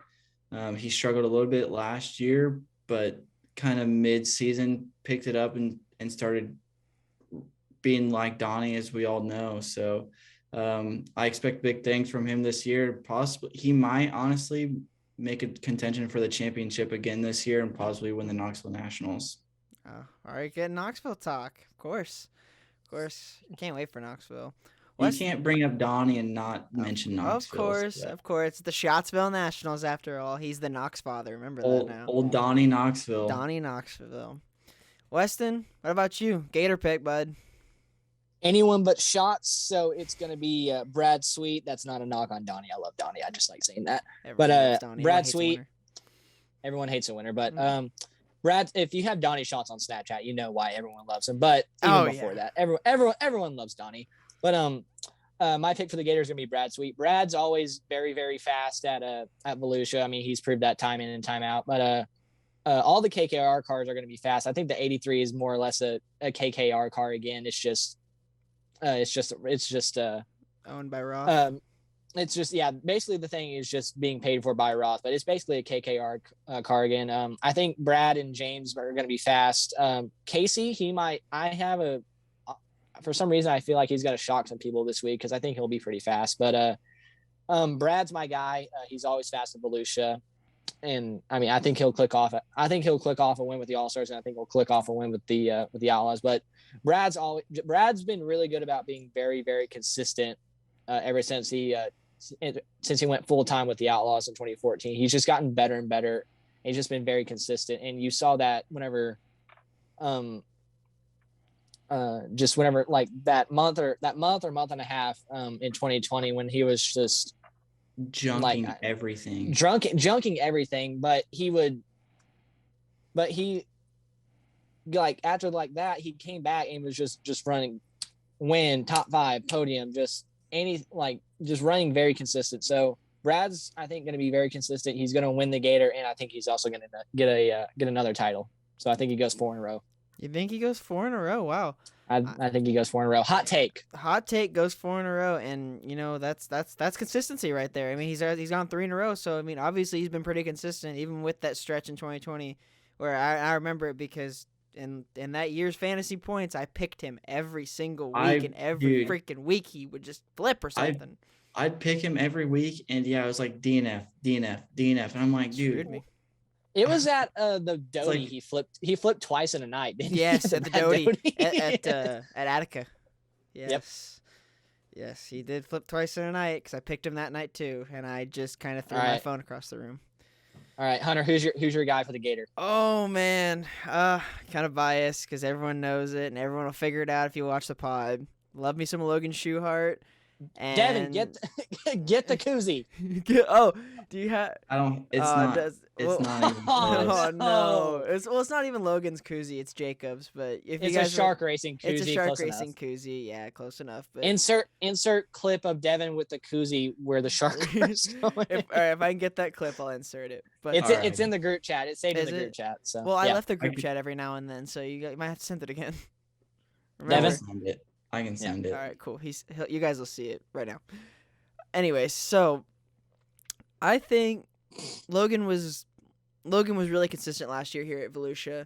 You know, he started off pretty well, you know, and then had some midseason troubles. You know, he was really he was really good the year before too when he was making a run, in the shortened season because of COVID for the points title. And I just think that he has, if luck can favor him at some points, I think he can actually make contention for a World of Outlaws championship. He's got, for some reason, those shark cars are just coming to their own. I mean, even Jacob got a win a couple years back now. I mean, he went 23rd to 2nd the one year at Nationals, and I think that those shark cars actually surprise people every single night. I mean, Logan now has become more of a well-known name because he's ran so good everywhere he went. I just think that, I think he's going to go back to back with the Gator this year. I really do. I think that he's good there. So, I'd love to see it. I mean, I'd love to be right for once, but chances are probably not. I mean, love that optimism. Well, optimism is my highest point, all right? So can I make a bold prediction? Bold prediction by Dev Simmons. Mark it now. Volusia has 3 nights. They usually rain out one night a year, I think, and it's always typically seems to be the last night. If they get 3 nights in, it's going to be 3 different winners. I think so. Okay. With that being said. So last year it was Donnie Brad and Logan got the wins, and then it rained out. I think the year before it was Brad and Donnie. No, 2019 was Darren won both nights. So then 2019 Darren's won 2 in a row. Swept, and then yeah. it rained out. And then it rained out Sunday night, and then he got the Gator too. Yeah. So bold prediction. And Weston mentioned how the Roth car is basically KKR third team car. I expect McFadden podiums all weekend. Do you think he'll get a win though? Oh. Yes, because I mean that car is bad fast at Volusia. I mean Pittman showed it off. He did. That was their first full swing on the Outlaw Tour. They went and swept the weekend. Okay, so with that being said, so obviously McFadden's one of your picks. Who'd you pick the other 2 night? Brad and Donnie. Brad and Donnie. Can you give us a night? Can we give us a night prediction as well? I'm not that lucky. So I think first night out, Donnie, and then second night will be probably Brad, and then the last night, if it gets in, will be McFadden. Okay, Weston. I say Brad wins Friday night. Remember they race Thursday. Okay. Oh yeah.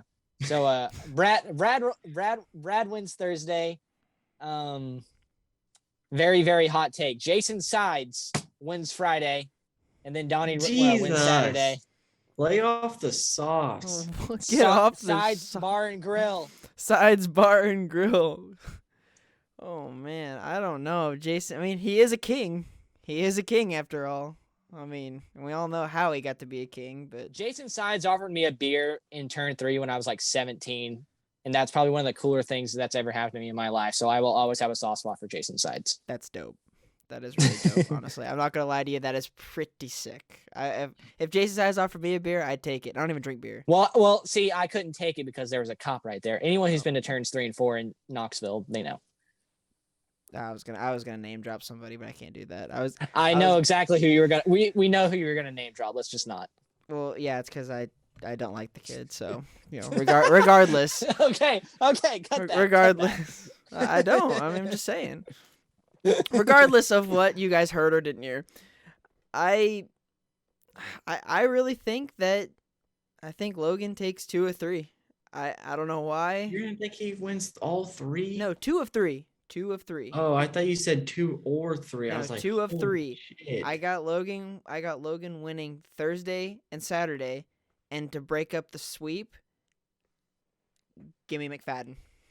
I like the McFadden pick. Actually, I really do. After thinking about it, I like the McFadden. And you know why? You know why I say that is because the first year we did fantasy points, everyone picked Pittman because someone said something, or it must have been you. I don't know. I picked him like every night that year. I picked him every night the next year, and he finished like second every single night. regardless. Because Hunter's all pissed off. He's like, "How'd you know about Pittman?" I'm like, "Dude, you just got to do your research. Like he swept the year before." Yeah, and I didn't know that. Like I was so confused because everyone was picking him. I was like, what the hell? Like what is going on? Like Pittman's like he's kind of washed up now. Like I thought he was, and that car What a just gets slap around in there the really back. good. What a slap in his face. No, man. it's God. not because he had such a good like. I mean, he doesn't run full time anymore. He doesn't run full time anymore. And here's the thing. Hold on, Wes, let me finish. I gotta make a case for myself because I'm not trying to slap him in the face. He's an Okie boy, and Okie boys are at heart, boy. I think he's he did his dues, paid his dues, and he had a great career.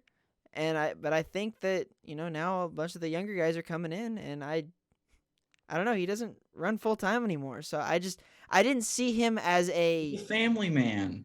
I know he is, and I respect the hell out of that. I absolutely do.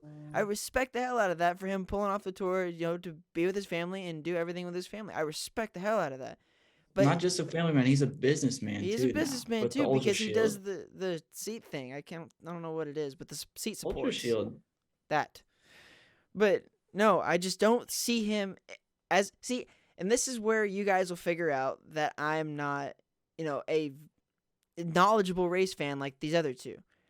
I didn't see him as a threat because he seemed past his time to me because I didn't pay close enough attention to it as much as I do now. He didn't seem like a threat because he was out of Casey Kane Racing. Bingo. And He was out of the Great Clips car, so I didn't. And think he's anything jumping of it. into a new team. I just didn't think anything and of it. So So my bad, Darren, dude. I mean, I doubt you'll ever see this, but if you do, man, I think you're a hell of a racer. I just didn't pick you because I just didn't see you being as fast as you were, which you were incredibly fast. Regardless, when he No won, Darren Pittman slander. no Darren Pittman slander at all. I he was not won, trying to like, slander the him at all. last Outlaw show at Salina, dude. I'm pretty sure the grandstands were coming down, and that was sick. Yeah, I was there that night. I was not there, but I remember watching it. Because I want to say that Shane Stewart was even on the podium. He like, was. He was third, Shane I won the think. year before that. So yeah, them Okie boys, they know how to get around. Oh, 100% they Yeah. do. Dude, I will never slander anybody that drives, honest to God, because I can't jump in a car and do it. Honestly, I really can't.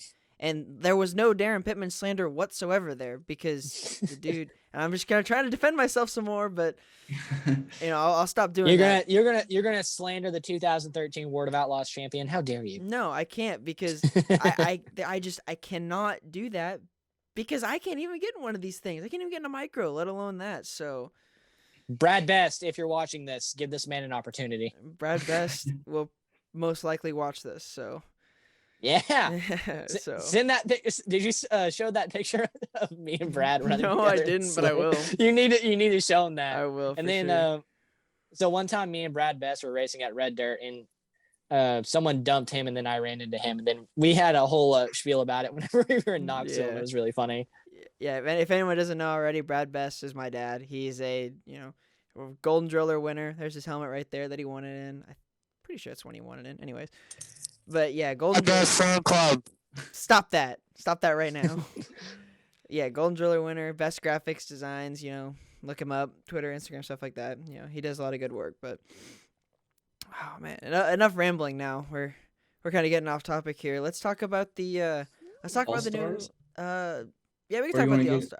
I was gonna get into the extremes because the All-Stars and the Outlaws are just gonna run together this weekend, basically. I mean, I was just wondering how you thought Sunshine was going to do. I think he goes back to back.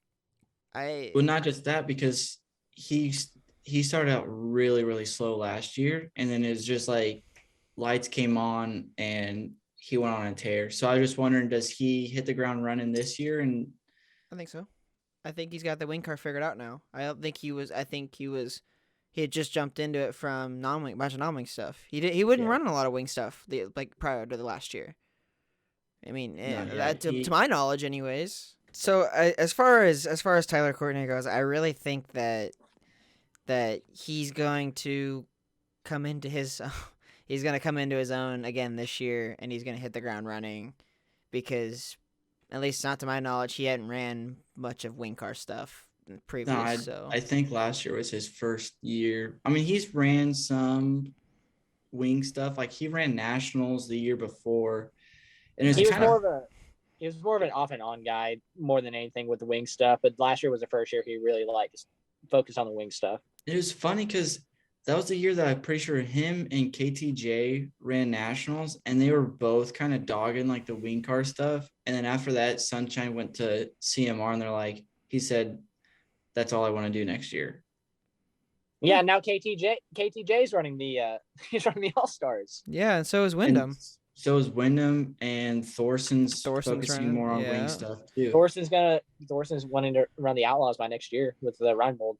Hot take: wing racing is about to take off a lot bigger than midget racing is. I mean, and personally, I think the money's in wing racing. It's not in midgets. Oh, there's no doubt about that. There's no doubt. Yeah, that's what I mean, I I feel like midgets are a dead end. midgets are a money pit. They are. They are just. Devin would know. I don't. Yeah, I'm ready to get out of them. Oh, Weston froze up. What happened? I'm Oh, still there here. he goes. He's here. Okay. Whew. Okay. Technical difficulties all over the place. Sorry, ladies and gentlemen. We're still very new at this. We're ironing out the bugs as we go. But This is a car crash. yeah, it's just something you can't look away from. It's like a train wreck. You can't look away from it. But What I've heard was it's like a hurricane. It's really exciting at first, and then at the end, it's just a disaster. And that's exactly this would be. podcast. We'll iron it That out sounds- before next week, hopefully. So, anyways, talking about all these non-wing guys, how about this new Extreme Series, boys? What are your thoughts? I don't know who all's committed besides like J-Mac, Chase Stockin, I think is the only two that I know of that are committed full Lane time. and Simon. Lane and and Simon's Simon. committed. Chatty Daddy Basefluke is out of retirement, ladies and gentlemen. Chad Basefluke out of retirement. Wow. What is that, Weston? What's that face for? Nothing.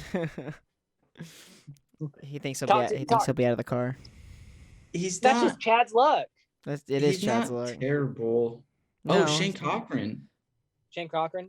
Is Cochran running Extreme? Yeah, Marion Underground's a team that has been far off the grid for a while, has put a car back together for the Extreme Series, and they got Shane Cochran to run it.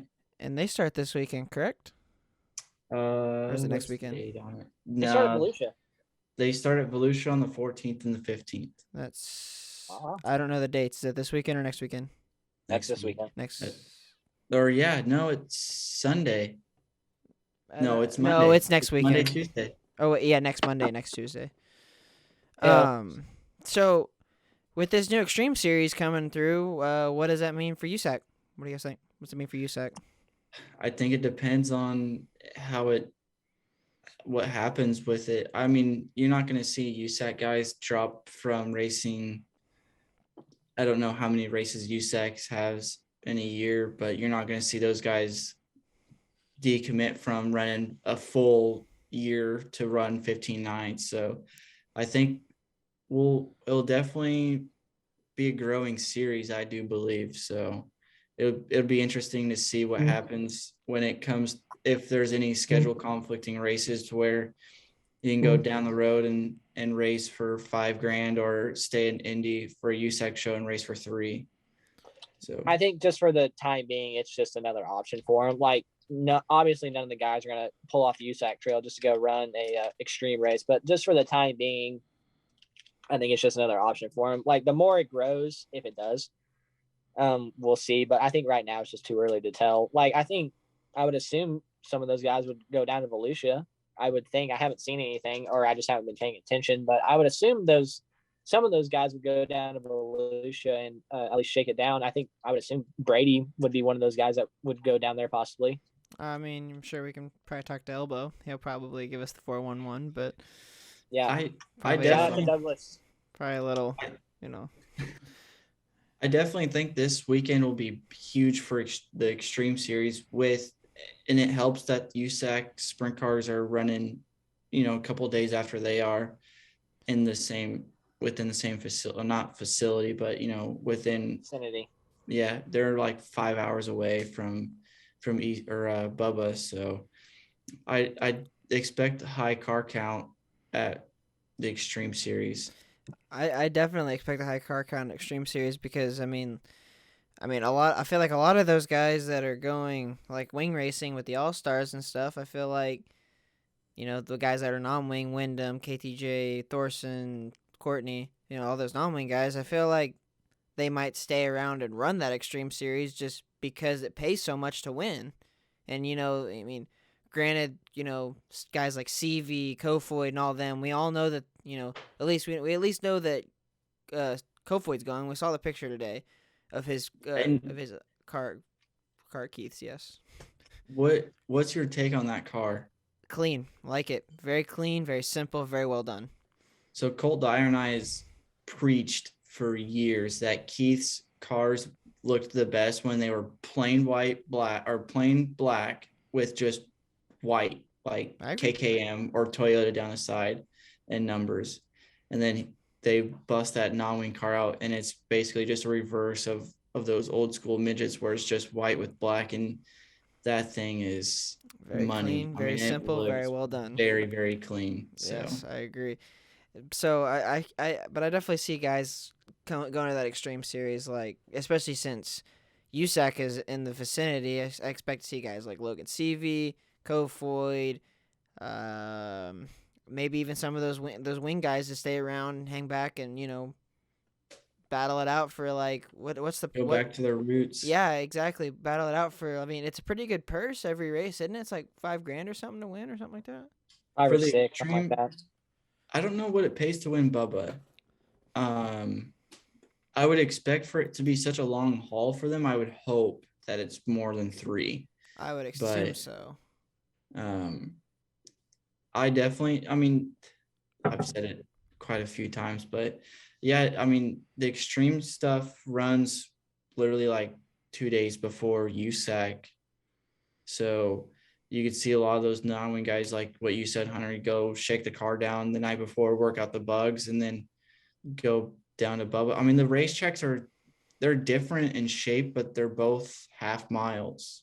Bubba's a big 3/8, but still, like, the configuration of the tracks are similar, where Volusia's kind of got a sweeping backstretch where, you could kind of get in the better of a ballpark of getting set up for Bubba. So, I really do expect to see a lot of the USAC non-wing guys come. I expect to see a lot of them down in, running that Extreme deal. I hope so, at least, because I think that would be really good for the series. And do you guys know if there is a not a contract, but like if you're signed on to run USAC, can they not run the other series like the Outlaws do? Or I'm not sure. I wouldn't think that's a problem because they do Indiana local stuff all the time. Yeah, that is true. True, but that's also not another series sanctioned. True. All-star guys run with the Outlaws all the time, so I don't know why it would be a problem. Racers race, so why wouldn't you? Right. I think the only thing you would see is where the Extreme guys would have troubles running USAC stuff. Right, I can see that. Because I do know, with it being Outlaw backed, that the Outlaws don't like where their Outlaw drivers go and run somewhere else. Right. So. I think I've only seen a handful of drivers, which there's a couple right before COVID hit, like when Macedo went and ran. They left Texas or something and went and ran Williams Grove, stuff like that. And there's a couple others I can't put my finger on, but those were within reason, right? Well, they were rained out and stuff like that. Yeah. So rained out, COVID. Yeah, I think that's really the only thing, is where if there's a rain out, they say like, yeah, go make money somewhere else if you can. So yeah, I don't know. I'm interested to see it, and I can't wait to see it. And we'll definitely talk about it on next week's podcast. About the winners, how the track was, how the series is looking, stuff like that. Well, actually, we might put out the podcast on a Wednesday next week, just so we can watch the Monday, Tuesday portion of the Extreme Series. I don't know. That'll all be done, off camera, stuff like that. We'll all decide. But I'm very interested to see what this new series is going to bring, especially the midget side as well, because I wonder how the midget side is going to compete with the USAC midgets, because everyone knows how big the USAC midgets are and stuff like that. Well, I just saw that Chad Boat is running 3 cars in the Extreme Midget Series all year. So Is he fielding any in the USAC? I would imagine. I mean, well, it depends on how old his drivers are, to be honest. That's right. I forget that USAC has the 16-year-old. It's 15 and a half now or something stupid like that. Whatever. But so do we know who from Chad Boat is running for? I would imagine that Jade girl. Oh, Avedisian, yeah. And then what about Tim's? Or maybe Tim's, unless he's wanting to focus more on wing car stuff. Which I think he might. Which that kid's a whole nother topic, because that kid's crazy. But and then there's some young kid that I thought came straight out of quarter midgets, and he's jumping straight to a midget, and he's racing for Chad. I don't remember who it was or anything like that. I mean, I could be pulling that out of nothing. It's not Cruz. Cruz ran micros. Well, I mean, there you go. That's another Chad Boat driver. Oh, yeah. I guess so. I forgot Cruz ran for Boat. But, yeah. I don't know. I guess I didn't put 2 and 2 together because I saw his track house stuff at the Chili Bowl. So it wasn't like I didn't see him with Chad, But that's also Trackhouse has the nicest racing equipment in this country. Yes. Everyone saw that at the Clash. That thing was beautiful. Yes, those truck and trailers are awesome. I think it was beautiful. But boys, we've covered a lot this week. It's hard. It's really hard to talk about some stuff when there's not really racing go around. What? Western. That was pretty helpful. Am I frozen now? No, you're good. Keep waving your arms around. But yeah, as I was saying, it's.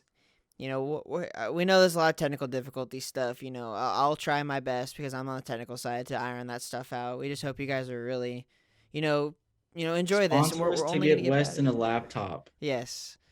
Yeah, donate. Donate to get Weston a laptop. No, we're kidding. You don't have to donate. Put a GoFundMe. No, you can if you want. Give me money. Yeah. Oh, okay. Okay. We're kidding with all seriousness. We're kidding with all seriousness, but I'm not kidding. But yeah, no, the least you could, or no, not the least, but all we ask is if you enjoy the content, we're gonna try and bring these out every week. If you like, you comment, subscribe, stuff like that. It would help us and mean a lot to us because we're just doing this for fun. We just like to BS around with each other, and we think we talk a lot about some pretty important stuff, and like to see everyone else's opinion. What you guys think of our opinion, but. Boys, we're running a little long, especially with the interview and stuff. Any final send offs right now? Anything you think? No hate, please. This first video. No hate, please. First video. Yeah. But yeah, no. Dev, anything? Are we? Not that I can think of, and we basically kind of covered it all. So, I mean, shout out to Jenny. Yeah, she's a trooper. Yeah, she's a trooper. She ran pretty late tonight. Yes, so we did run pretty late. But ladies and gentlemen, we appreciate you all tuning in to the first episode of the Race Ready Media podcast. And we hope to see you all next week. And we can't wait to talk about the races that happened over the weekend. So as for me, for Dev, for Weston, take it easy, fellas. Ladies and fellas, sorry. And we'll see you next week. Later, folks. Bye. See ya.